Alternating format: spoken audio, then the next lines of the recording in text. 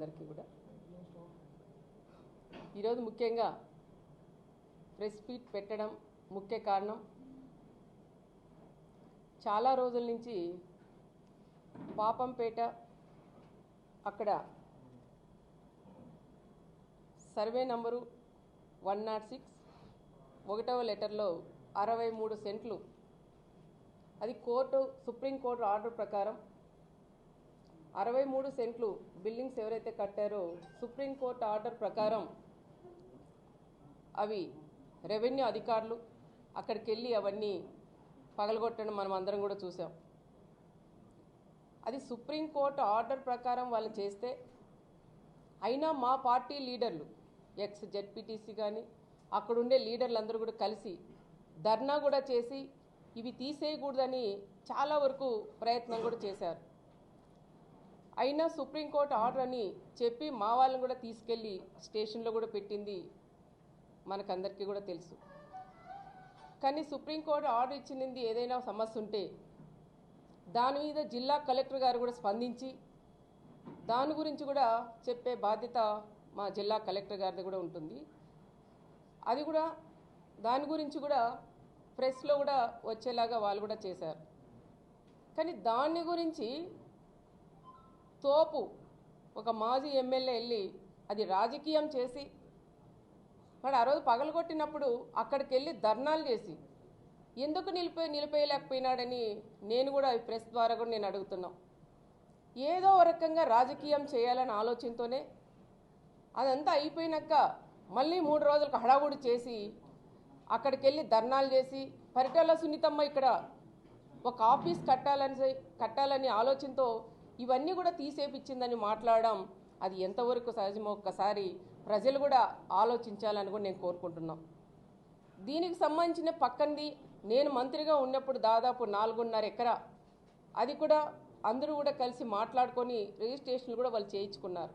వాళ్ళంతా ఈరోజు సంతోషంగా ఉన్నారు, నాకు బొక్కలు ఇచ్చిపోతున్నారు, అమ్మ నువ్వు ఆ రోజు మంచి పని చేసావు అని. దాన్ని కూడా రాజకీయం చేసి సునీతమ్మ దీంట్లో 8 కోట్లు తీసుకుంది అన్నాం.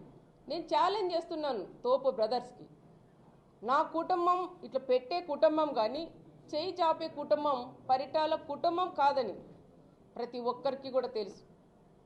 నేను 8 కోట్లు నేను తీసుకొని నీ ఆత్మసాక్షిగా నువ్వు చెప్పగలవా అని తోపు వాళ్ళని కూడా నేను అడుగుతున్నా. అది ఒక ఎత్తు, అది ఆ రకంగా రాజకీయంగా కూడా తీసుకోపోయినారు. దానికి నాకు ఎటువంటి సంబంధం లేదు. దాంతో ప్రకారం మళ్ళీ ఇంకొక ఆయన అంటాడు, చిన్న తోపు రెండో తోపు వచ్చాడు. జేసీపీ నైట్ టైం వెళ్ళినప్పుడు మళ్ళా సునీతమ్మ ఏమన్నా జేసీపీ పంపించిందా మా ఇల్లు పగలగొడతారని భయంతో ఆందోళన చెందుతా అన్నారంటారు. తోపు బ్రదర్స్కి ఒకటే చెప్తున్నా, జేసీపీ పంపించి ఇల్లు తోపియాలంటే హైదరాబాద్లో ఉండే నీ బంగ్లా తోపిస్తాను కానీ ఇక్కడుండే నా కార్యకర్తలు కానీ ఇక్కడుండే పబ్లిక్ కాదని ప్రత్యేకంగా వాళ్ళకు కూడా నేను హెచ్చరిస్తున్నా. ఇల్లు లేదని దొంగేడుపులు ఏడుస్తారు. హైదరాబాద్లో బిల్డింగులు ఉన్నాయి, ఆ బిల్డింగులతో ఏమన్నా జేసీపీ సౌండ్ వింటే సునీతం ఏమన్నా పంపించిందేమో నువ్వు భయపడతావు కానీ ఇక్కడ ఉండే ప్రజలు ఎవరూ భయపడరు. దమ్ముల మీద చెయ్యేసుకొని ప్రశాంతంగా నిద్రపోతారని వాళ్ళకు కూడా నేను ప్రశాంతంగా నిద్రపోతారని వాళ్ళకు కూడా నేను తెలియజేస్తున్నా. దాంతోపాటు ప్రతి ఒక్కటి రాజకీయం చేసేది తోపు బ్రదర్స్కి ఒక అలవాటైంది. ప్రభుత్వం ఉన్నప్పుడు ఒక రకం చేస్తారు, గవర్నమెంట్ లేనప్పుడు ఇంకొక రకంగా తోపు వాళ్ళు ప్రజలందరినీ రెచ్చగొట్టేది మనం అందరికీ కూడా తెలుసు. నిన్న మొన్న ఏ మీటింగ్లు పెట్టినా ఏ ప్రెస్ మీట్లు పెట్టినా ఒకటే చెప్తా అంటారు, టీవీ బాంబు గురించి మాట్లాడతారు. టీవీ బాంబు గురించి మాట్లాడినప్పుడు కార్ బాంబు ఎందుకు గుర్తు రాలేదయ్యా మీకు? ఇక్కడున్న మా అమాయకులైన ఒక ప్రెస్ సోదరులు అక్కడ దాదాపు 24 మందిని పొట్టను పెట్టుకొనింది అది మీరు కాదా? మరి ఇది మాట్లాడినప్పుడు అది ఎందుకు మాట్లాడలేకపోయినారని నేను కూడా వాళ్ళని అడుగుతున్నా. దీనిలో మాట్లాడేకేమో ఏదో పరిటాల కుటుంబం వీళ్ళని ఇబ్బంది పెట్టి టీవీ బాంబు పెట్టి బలి చేసిందంటారు. మరి అక్కడ కారు బాంబు పెట్టింది ఎవరయ్యా? దాంట్లో కూడా మీరు ముగ్గురు కొద్ది రోజులు జైల్లో కూడా ఉండొచ్చినారు. ఒక్కసారి మీరు కూడా గుర్తు పెట్టుకోండి అని కూడా నేను తెలియజేస్తున్నా. అదే కాకుండా ఎవరో ఒక ఆయన శుక్రవారం వస్తాడంట పరామర్శించేదానికి. ఆయనకు కూడా ఒకటే చెప్తున్నాం, మా జిల్లాలో కారు బాంబు టీవీ బాంబులు అనేటివన్నీ మర్చిపోయారు, మళ్ళీ మీ వాళ్ళు గుర్తు చేస్తున్నారు. ఆ వచ్చే ఆయనకు కూడా ఏం చెప్పంటే సూట్ కేస్ బాంబు గురించి కూడా ఒక్కసారి మాట్లాడి నా మండలంలోకి కూడా అడుగు పెట్టాలని ప్రత్యేకంగా మాజీ సీఎం గారికి కూడా నేను చెప్తున్నా. ప్రతి ఒక్కటి కూడా మీరు రాజకీయం చేస్తే మా దగ్గర కూడా రాజకీయం చేయడానికి మేము కూడా సిద్ధంగా ఉన్నాం. అవి అవసరం లేదు. ఎప్పుడో జరిగిపోయిన గతం గతహ. మళ్ళీ అన్ని కుటుంబాలు కూడా ప్రశాంతంగా ఉన్నాయి. మేము ప్రశాంతంగా ఉంటే మీకు నిద్ర పట్టదా? ఈరోజు గంగల భానుమతి గారు కానీ, కనుముక్కల చెన్నారెడ్డి కూతురైన ఉమా గారు కానీ, మా కుటుంబం కానీ, మా 3 కుటుంబాలు ఈరోజు ప్రశాంతంగా ఉన్నాం. ఎందుకంటే ఆ రోజు జరిగిన దాంట్లో 3 కుటుంబాలు బలైనాం. బలైన తర్వాత మా కుటుంబాల పరిస్థితి 4 గోడల మధ్యలోనే మేము ఎన్ని ఇబ్బందులు పడినాం, ఎన్నిసార్లు ఏడ్చుకున్నాం, మా పిల్లలను పట్టుకొని ఎంత బాధపడినాం, ఏ రకంగా మా పిల్లల్ని మేము పెంచుకున్నాం అనేది మీకు తెలియదయ్యా. అది మాకు తెలుసు. ఒక పూట తిని ఒక పూట లేకుండా మా కుటుంబాలు మేము పెంచుకున్నాం, మా పిల్లల్ని చదివించుకున్నాం. నా కుటుంబంలో నా 3 పిల్లలు ఉన్నారు.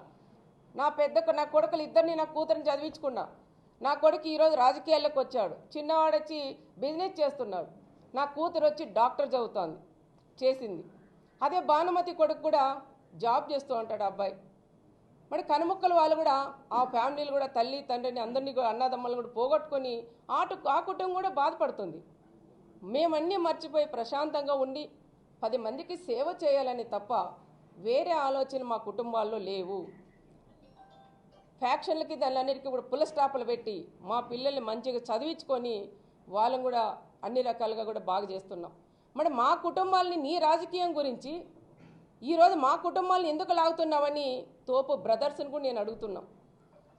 అంటే మర్చిపోయినవన్నీ మళ్ళీ గుర్తు చేసి మళ్ళీ రండి, మీరు ఫ్యాక్షన్లోకి రండి, ఏదో ఒకటి చేయండి, మేము దాన్ని రాజకీయంగా వాడతామని మళ్ళీ తోపు బ్రదర్స్ ఈ ప్లాన్లు కూడా చేస్తున్నారు. దయచేసి నేను ఒకటే చెప్తున్నా, భానుమతి గారికి కానీ అదేవిధంగా ఉమా గారికి కూడా ఒకటే చెప్తున్నాం. ఇలాంటి వాళ్ళు కాకమ్మ గోమ్మ కథలు చెప్తా అంటారు, ఇవన్నీ నమ్మొద్దండి, మళ్ళీ ఇటువైపు చూడొద్దండి. ప్రశాంతంగా మన కుటుంబాలు కూడా బాగున్నారు, ఇదే ప్రకారంగా 10 మందికి సహాయం చేద్దాం తప్ప ఇలాంటి వాళ్ళు మనకు మళ్ళీ గొడవలు పెట్టి అది చలమంటేసి ఆర్పుకునేలాగా ఆ రకంగా కూడా చేయాలనుకున్నారు. దయచేసి అలాంటి వాళ్ళు ఉచ్చలేక పడొద్దండి అని మరొక్కసారి మా 3 కుటుంబాల వాళ్ళు కూడా మేము విజ్ఞప్తి కూడా చేస్తున్నాం. దీన్ని చూస్తా అంటే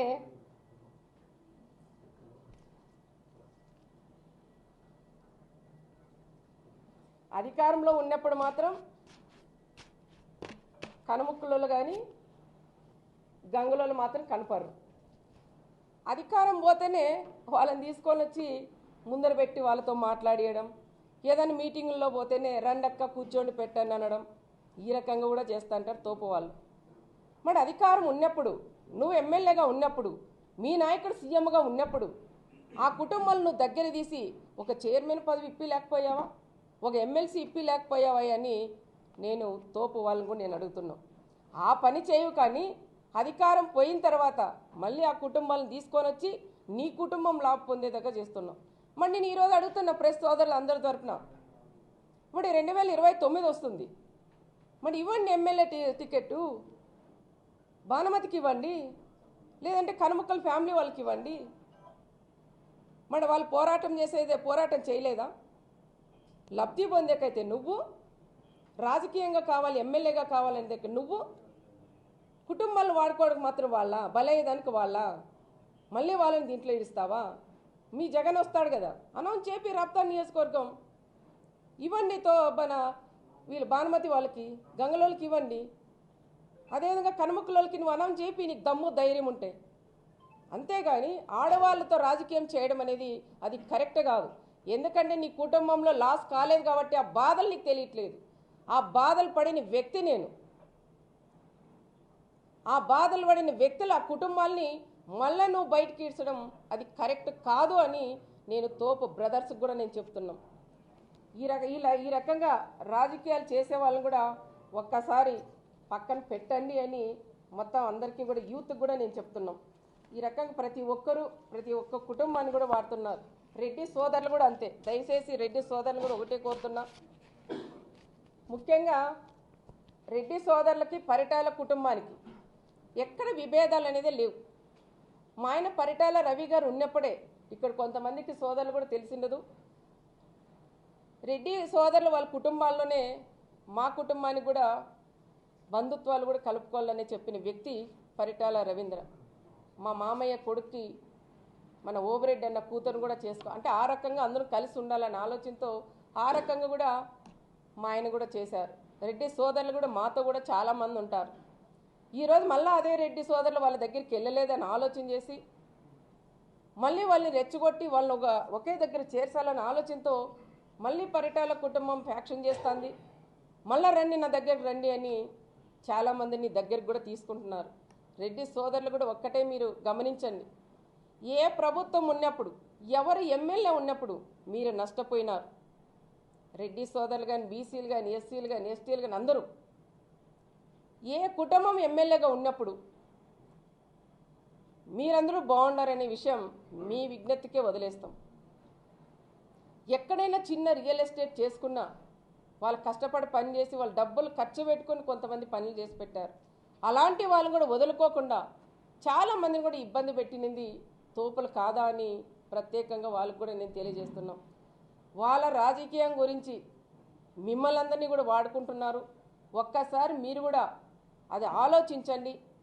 అదే కాకుండా ఒక ఆయన హైదరాబాద్ నుంచి రెండో తోపు వచ్చాడంట.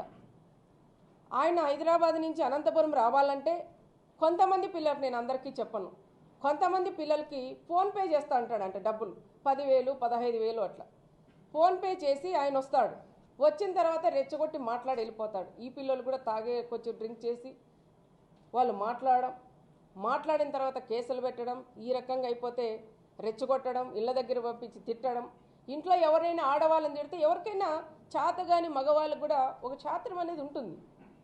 ఆడవాళ్ళని తిట్టినప్పుడు ఎవరికైనా కోపం వచ్చి మాట్లాడినప్పుడు కేసులు పెడతారు. కేసులు పెడితేనే ఆ సునీతమ్మ కేసులు పెట్టించింది, సునీతమ్మ కొడుకు కేసులు పెట్టించారు అని ఆ రకంగా మమ్మల్ని వాడుకుంటున్నారు. దయచేసి రెడ్డి సోదరులు పిల్లలు కానీ చాలామంది బీసీ పిల్లలు కానీ యూత్ మీరందరూ ఒకటే ఆలోచన చేయండి. మీరందరూ మంచిగా చదువుకోండి. ఇలాంటి వాళ్ళ దగ్గరికి మీరు వెళ్ళొద్దండి. వెళ్ళినా ఏ పార్టీ వాళ్ళు ఆ పార్టీలు వెళ్ళండి, కానీ వాళ్ళు ఇచ్చిన డబ్బులకు అనవసరంగా వాడి తాగి కేసులు పెట్టించుకుంటే మీ భవిష్యత్తు కూడా ఇదవుతుంది. మీ మీద మీ కుటుంబాలు కూడా ఎంతోమంది ఆధారపడి ఉంటారు. కాబట్టి యూత్కి కూడా నేను ఒకటే పిలుపునిస్తున్నాను, ఇలాంటి వాళ్ళు రాజకీయంగా వాడుకుంటారు, దయచేసి వాళ్ళ ఉచ్చులో పడొద్దండి అని ప్రత్యేకంగా వాళ్ళకు కూడా ఒక అక్కగా ఒక అమ్మగా వాళ్ళందరికీ కూడా నేను విజ్ఞప్తి చేస్తున్నాను. ఆ పార్టీ కానీ ఈ పార్టీ కానీ ఎవరు కూడా మీరు చదువుకోండి, మంచిగా ఉన్నాను. ఫ్యాక్షన్లు వద్దు, గొడవలు వద్దు. ఫ్యాక్షన్ కావడం వల్ల బలవుతారు కానీ ఆ కుటుంబాలు బాగుండవు. దానికని దయచేసి మీరందరూ మంచిగా చదువుకొని ఉద్యోగాలు చేయండి. లేదంటే వ్యవసాయం చేసుకుందాం. మన అనంతపురం జిల్లాలో వ్యవసాయం కూడా చేసుకుంటే బాగా ఉంటుంది. దానికని దయచేసి పిల్లలందరికీ కూడా నేను ఒకటే చెప్తున్నాం. మరి ఇంకొక ఆయన నిన్న వచ్చినాడు, ఒక ఆయన మరి ఇన్నాళ్ళు ఎక్కడ పోయినాడో తెలియదు, కానీ గవర్నమెంట్ పోయిన తర్వాత నిన్న మొన్న వచ్చి ఒకటి చెప్తాడు. మా నాయకుడు చంద్రబాబు నాయుడు గారిని ఆ రోజు ఏం మాట్లాడినారో ఒక్కసారి నేను కూడా వీడియో ప్లే చేసి చూపిస్తాను.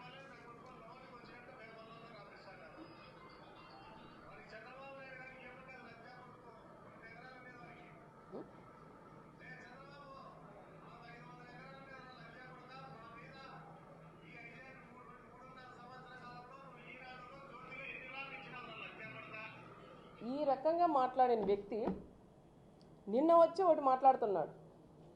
మా నాయకుడు చంద్రబాబు నాయుడు గారిని మీ ప్రభుత్వం ఉన్నప్పుడు అహంకారంతో మా నాయకుడు చంద్రబాబు నాయుడు గారిని ఇష్టానుసారం నోటుకు వచ్చినట్లు మాట్లాడినాం. వానా కొడుకు ఈయన కొడుకు మా లోకేష్ బాబు గారు పాదయాత్ర చేస్తుంటే నేను అనుకుంటే ముద్దసీనే ఈరోజు బతికి ఉండింటే నీ కొడుకు పాదయాత్ర చేస్తాడా అని ఆయన నోట్లో వచ్చింది. అతి దారుణంగా పెద్ద చిన్న అనేది లేకోకుండా నోటుకు వచ్చినట్లు ఇష్టానుసారం కూడా మాట్లాడాడు. తోపు సోదరుడు అని కూడా చెప్తున్నాం. రెండో ఆయన కానీ ఈరోజు వచ్చి నిన్న ప్రెస్ మీట్ పెట్టి చంద్రబాబు నాయుడు గారు, లోకేష్ గారు మరి ఆ రోజు ఒక మాట, ఈ రోజు ఒక మాట. ఆ రోజు నీ గవర్నమెంట్ ఉంది, ఈరోజు నీ గవర్నమెంట్ లేదనా? ఎందుకు కేసులు పెడతాను భయమా నీకు? మేము కేసులు పెట్టి నిన్ను తుక్కు కొట్టాలన్నా మా ప్రభుత్వం వస్తేనే ఫస్ట్ నిన్ను తీసి లోపలేసేవాడు మా నాయకుడు చంద్రబాబు నాయుడు గారు.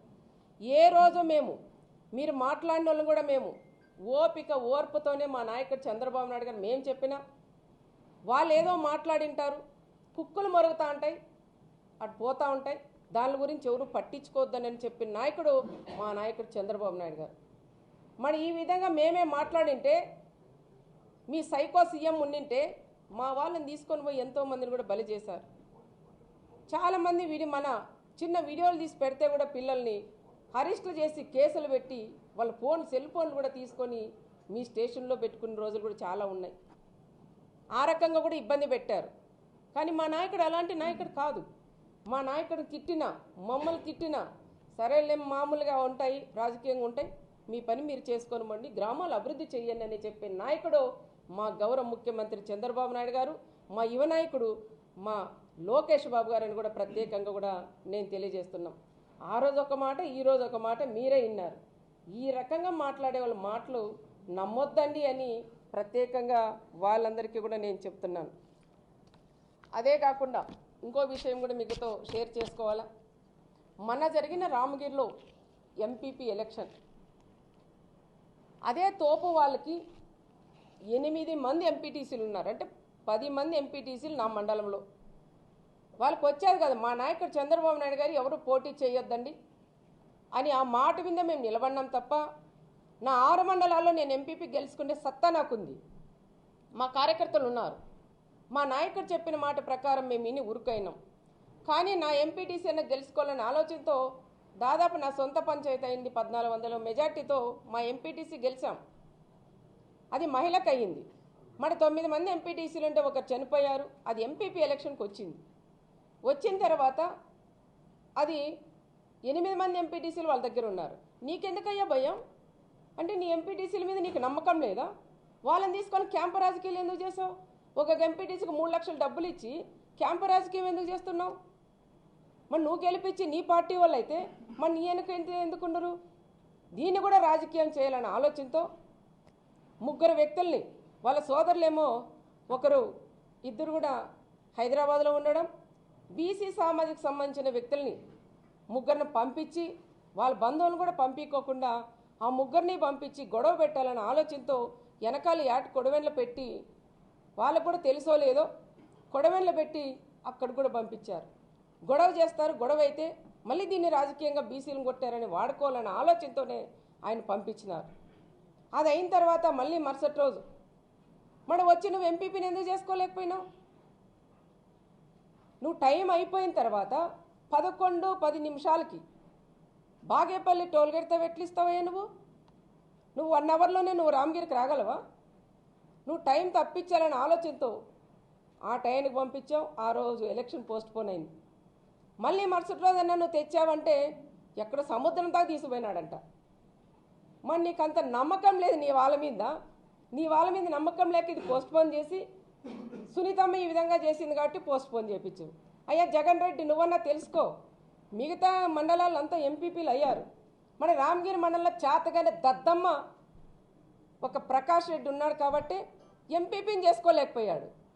చేసుకునే శక్తి లేకే ఈరోజు మా మీద పడి ఏడ్చడం అది కరెక్ట్ కాదు అని చెప్తున్నాం. నువ్వు ఎప్పుడైతే ఏటుకోడవెన్లు పెట్టి జనాల్లో రెచ్చగొట్టావో అది చూసి యూత్ కూడా మండలాల్లో కానీ గ్రామాల్లో రెచ్చిపోయారు. దీంతో పాటు మళ్ళీ మరుసటి రోజే ఉగాది పండుగ.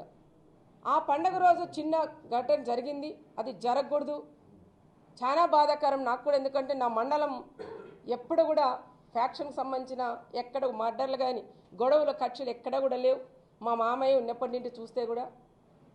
కానీ ఆ మర్డర్ ఆయన చనిపోవడం లింగమయ్య నా కుటుంబానికి కూడా మా వాళ్ళందరికీ కూడా మాకు బాధాకరం. ఆ కుటుంబానికి ఎప్పుడైనా ఆదుకుండే కుటుంబం కూడా పరిటాల కుటుంబం. ఆ కుటుంబాన్ని కూడా పరామర్శించేకి నేను వెళ్తే అది వాళ్ళు కొంచెం బాధగా ఉంటుందనే ఆలోచనతో మా ఎంపీ గారిని మా మంత్రి గారిని ఇద్దరిని కూడా పంపించి వాళ్ళని పరామర్శించి వాళ్ళకి ఏదైనా కూడా మనం ఆర్థికంగా సహాయం చేద్దాం, రాజకీయాలు పక్కన పెడదాం, వాళ్ళ కుటుంబం కాపాడదామని చెప్పిన వ్యక్తి నేను అని కూడా నేను చెప్తాం. మరి వాళ్ళు చనిపోయి ఆ విధంగా ఉంటే కనీసం ఈ రోజు కన్నా ఒక్కరు వెళ్ళి ఆ కుటుంబం మాట్లాడిచ్చారా? ఆ తోపులు ఎవరైనా ఉన్నారా? తోపు వచ్చినాడో దండ వేసినారు, వెళ్ళిపోయాడు. ఆయన ఎక్కడ పోయినాడో మాయమైనాడో తెలియట్లేదు. అంగో కృష్ణుడు వచ్చి ఇటు చేస్తున్నాడు. మరి ఆ కుటుంబాలను పరామర్శించవచ్చు కదా. ఇంతవరకు ఆ కుటుంబాలను పరామర్శించిన పాపాన పోలేదు. ఆటికొచ్చే ధైర్యము చేత కాక మీ ఆయపని పిలిపిస్తున్నా వీటికి, ఏదో ఈడ వెలగబెట్టవయ్యా, ఇదంతా చేయండి అని. ఒకటే చెప్తున్నాను జగన్మోహన్ రెడ్డికి, ఎక్స్ సీఎం గారికి, మా నాయకుడు చంద్రబాబు నాయుడు గారు మాకు ఒకటే చెప్తా అంటాడు. నేను ఎమ్మెల్యే 20 సంవత్సరాలైంది. మా ఆయన చనిపోయినాక నేను ఎమ్మెల్యే అయిన తర్వాత కూడా ఎక్కడ ఫ్యాక్షన్ లేకుండా చేసిన వ్యక్తి కుటుంబం పరిటాల కుటుంబం. మా నాయకుడు చంద్రబాబు నాయుడు గారు కూడా ఒకటే చెప్తారు, గత మనమందరం బాగుండాలా, మన పిల్లలు బాగుండాలా, చదువుకోవాలా, ఉద్యోగాలు చేయాలా, రాజకీయ ఎలక్షన్ అప్పుడు ఎలక్షన్ చేసుకుందాం, అందరూ కూడా డెవలప్ చేయండి, పార్టీలకు అతీతంగా మనం పని చేద్దామని చెప్పిన నాయకుడు మా అన్న చంద్రన్ అని కూడా నేను చెప్తున్నాను. ఆయన అడగజాడల్లోనే మా కుటుంబం కూడా నడుస్తుందని కూడా నేను చెప్తున్నాం. మరి జగన్ రెడ్డి మీరేదో శుక్రవారం వస్తారంట, అంటే మంగళవారం అన్నారు, ఆయన శుక్రవారం అయితే బాగా అచ్చొస్తుంది కాబట్టి నేను శుక్రవారం అని చెప్తున్నాం. నువ్వు శుక్రవారం వచ్చినప్పుడు కూడా ఫస్ట్ సూట్ కేస్ బాంబు గురించి కూడా చెప్పండి. ఎవరు పంపించారు పరిటాల రవి గారిని చంపడానికని అది కూడా చెప్పండి. దాంతోపాటు మా ఆయన పరిటాల రవి గారిని చంపినప్పుడు మీ నాన్న సీఎంగా ఉన్నప్పుడు మా ఆయన పరిటాల రవి గారు చనిపోయారు, దాంట్లో కూడా నువ్వు కూడా ఉన్నావు.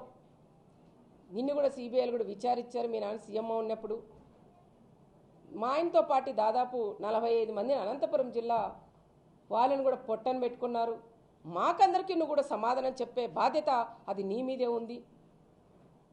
అదే కాకుండా చాలా వరకు మన ఇక్కడ చూస్తే మహేశ్వర్ రెడ్డి అని తోపుదుర్తికి సంబంధించిన మహేశ్వర్ రెడ్డి, మీ తోపు ఎమ్మెల్యే వాళ్ళ ఊరు, మాజీ ఎమ్మెల్యే ఊరు మహేశ్వర్ రెడ్డిని కూడా అతి దారుణంగా చంపి రైలు పట్టాల మీద కూడా వేసినది మీ తోపు బ్రదర్సు. మరి ఆ కుటుంబాన్ని కూడా నువ్వు పరామర్శించాలని ప్రత్యేకంగా జగన్కి చెప్తున్నాం. మళ్ళీ మొన్ననే గాండ్లపర్తి కొత్తపల్లి మోహన్ రెడ్డి వాళ్ళ కుటుంబం ఉన్నప్పటి నుండి ఫస్ట్ నుంచి మీ వైఎస్ఆర్ పార్టీలోనే ఉన్నారు. కానీ మీ వాళ్ళు చేస్తున్నట్టు నచ్చక మా పార్టీలోకి వచ్చినారు. వచ్చిన తర్వాత మోహన్ రెడ్డి గారిని కూడా ఇంటికి వెళ్ళి కొడవెన్లతో నరికి వేశారు, కాళ్ళు చేతులు నీరిగాయి. అందుకని మోహన్ రెడ్డిని కూడా నువ్వు పరామర్శించాలని కూడా ప్రత్యేకంగా కూడా నేను చెప్తున్నాను. అదే తోపుదుర్తిలో వాల్మీకులకు సంబంధించిన వాల్మీకులు ఉన్నారు. వాళ్ళు మీ ప్రభుత్వం ఉన్నన్నాళ్ళు ఇల్లు స్టేషన్, ఇల్లు జైలు పెట్టావు. మరి ఆ కుటుంబాలు ఎన్నో కుటుంబాలు బీసీ కుటుంబాలని కూడా ఇబ్బంది పడినాయి. ఆ కుటుంబాలు కూడా నువ్వు వచ్చినప్పుడు పరామర్శించు. అదే కాకుండా దాదాపు నువ్వు వచ్చినప్పుడు కొన్ని బట్టలు తెచ్చుకోవద్దండి, చాలా లగేజ్ కూడా ఎక్కువ తెచ్చుకోవాలి. ఎందుకంటే మా 6 మండలాల్లో మీ ప్రభుత్వం ఉన్నప్పుడు మీ తోపు ఎమ్మెల్యేగా ఉన్నప్పుడు చాలామంది వైఎస్ఆర్ లీడర్లు కానీ కార్యకర్తలు కూడా వాళ్ళ వల్లనే నష్టపోయారు. మరి ఆ కుటుంబాలు కూడా 6 మండలాలు తిరిగి తోపు వాళ్ళ నుంచి నష్టపోయిన కుటుంబాలని మీరు పరామర్శించే బాధ్యత అది మీ మీద ఉంది.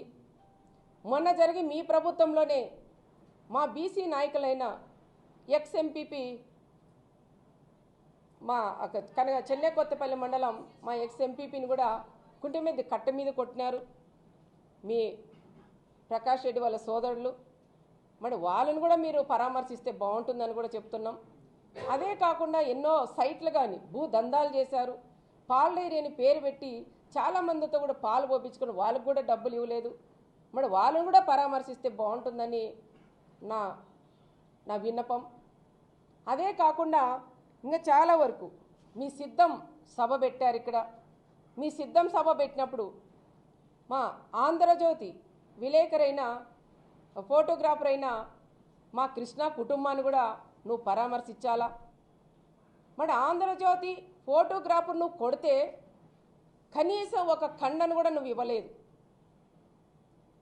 ఏ విధంగా కొట్టారో టీవీల్లో వచ్చినాయి, పేపర్లో వచ్చినాయి, చావు బతుకల్లో కూడా ఉన్నారు. అంత దారుణంగా కాళ్ళతో తన్ని చెప్పులతో కొట్టి ఆ రకంగా దారుణంగా కొట్టారు.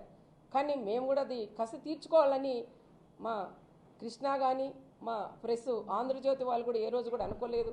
మరి ఆ కుటుంబాన్ని కూడా నువ్వు పరామర్శించాలని ప్రత్యేకంగా జగన్ రెడ్డికి కూడా నేను చెప్తున్నాను. అదే కాకుండా మొన్న జరిగిన సంఘటనలో ఒక ఎస్ఐ సుధాకర్ యాదవ్ ఆయన డ్యూటీ ఆయన చేశాడు.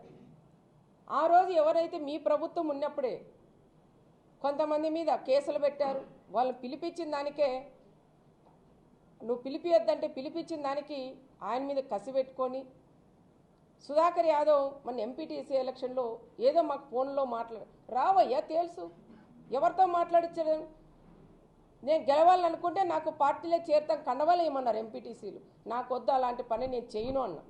ఈ 1 ఇయర్ తర్వాత నేను చేర్చుకుంటా కానీ నాకు వద్దని చెప్తాం. కానీ అలాంటి వాళ్ళతో నేను మాట్లాడించుకు అంత చేతగాని దద్దమ్మ కాదు. నేను చెయ్యాలంటే చేస్తా, వద్దు అనుకుంటే పక్కన పెట్టేస్తాం. ఆ శక్తి అవన్నీ కూడా మా ఆయన బలమే నాకని కూడా నేను చెప్తున్నాం. మరి ఎలక్షన్ సామరస్యంగా గొడవలు లేకోకుండా చేసిన వ్యక్తిని, ఒక ఎస్ఐ గారిని, ఒక బీసీకి సంబంధించిన ఎస్ఐని ఒక మాజీ సీఎం లెవెల్లో నీ నోటు ఎట్లొస్తుందయ్యా? ఈ ప్రకాష్ రెడ్డి వాళ్ళు ఏంది రాసిస్తే అది నువ్వు మాట్లాడేస్తావా? నీ ప్రభుత్వంలో పోలీస్ డిపార్ట్మెంట్ వాడుకొని మమ్మల్ని ఇబ్బందులు పెట్టారు. కానీ మా ప్రభుత్వం, మా నాయకుడు చంద్రబాబు నాయుడు గారు, తెలుగుదేశం కానీ వైఎస్ఆర్ ఏ పార్టీ తప్పులు చేసినా వాళ్ళని శిక్షించండి అని చెప్పే వ్యక్తి మా అన్న చంద్రబాబు నాయుడు గారిని కూడా చెప్తున్నాం. మీ ప్రభుత్వం అట్లా మా ప్రభుత్వంలో డిపార్ట్మెంట్ ఎక్కడా వాడుకోం. నేను కూడా అదే చెప్తే, ఎవరు తప్పు చేస్తే వాళ్ళు తీసుకోపోయి కేసులు పెట్టండి, ఇంకొకసారి ఆ పని చేయరు అని చెప్పిన వ్యక్తి మేము. మరి అనవసరంగా దీనిలోకి రాజకీయాల్లోకి లాగి సుధాకర్ యాదవ్ని ఎందుకు బలి చేస్తారు మీరు? అంటే ఆయన కరెక్ట్గా డ్యూటీ చేయకూడదా? డ్యూటీ చేసిన దాన్ని తప్ప దానికని ఇది కూడా ఎవరి గురించి అయినా మాట్లాడినప్పుడు ఒక మాజీ సీఎంగా నువ్వు ఉన్నప్పుడు అది ఆలోచన చేసే బాధ్యత అది నీ మీద ఉన్నదని జగన్మోహన్ రెడ్డి గారికి కూడా నేను చెప్తున్నాను. ఇది మర్డరా, చిన్న గొడవ నుంచి ఈ విధంగా జరిగిందనే విషయం నీ ఆత్మకే తెలుసుకోవాలని కూడా చెప్తాను. నీ విజ్ఞతకే వదిలేస్తాం. మర్డర్లు చేపించేది మీరు, ఫ్యాక్షన్ మర్డర్లు చేసేది మీరు, మేం కాదు. ఫ్యాక్షన్ మర్డర్లు ఎవరైనా చనిపోతే ఆ కుటుంబాలు కాపాడే కుటుంబం పరిటాల కుటుంబం. ఆ కుటుంబాల్లో ఉండే పిల్లలు చదివించే నాయకుడు మా అన్న చంద్రబాబు నాయుడు గారని ప్రత్యేకంగా కూడా నేను తెలియజేస్తున్నాం. ఏది ఏమైనా మా కుటుంబాలని ఏదో రకంగా ఫ్యాక్షన్లోకి లాగాల, మళ్ళీ మా కుటుంబాలు ఇబ్బందులు పడితే నువ్వు ఇది రాజకీయంగా చేయాలనే ఆలోచనతో ఈ రకంగా కూడా చేయడం అది కరెక్ట్ కాదు అని తోపు బ్రదర్స్ ముగ్గురికి నేను హెచ్చరిస్తున్నాను.